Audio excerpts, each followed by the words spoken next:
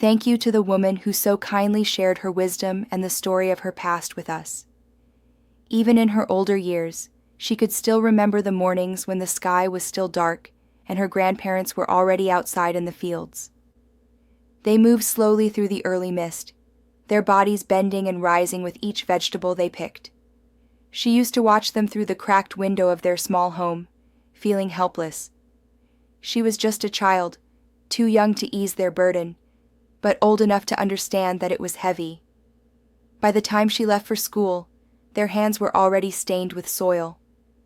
And by the time she returned, they were still there, slower, wearier, and with the sun now blazing on their backs. Her father worked just as hard.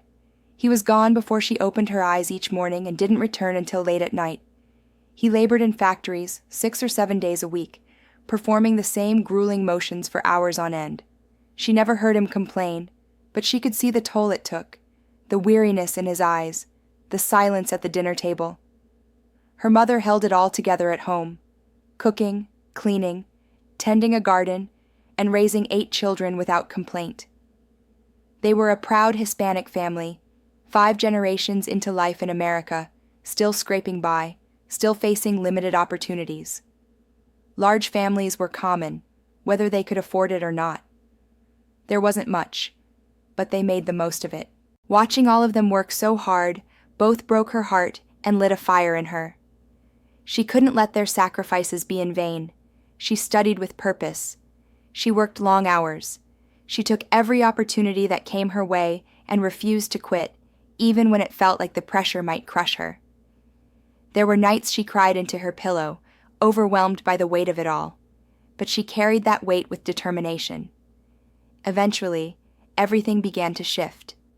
Her hard work paid off. Her career grew in ways she had once only dreamed about.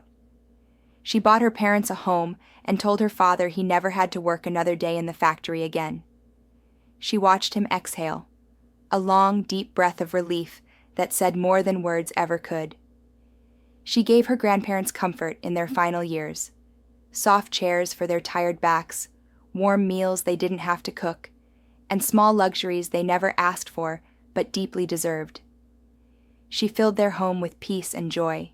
And now, when she looks back on those early mornings, watching them toil in the cold, the mist, and then the heat, her eyes still fill with tears. But those tears are no longer just sadness. They are gratitude. Their sacrifices became her strength.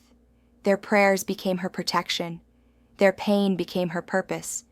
And because of them, she changed everything.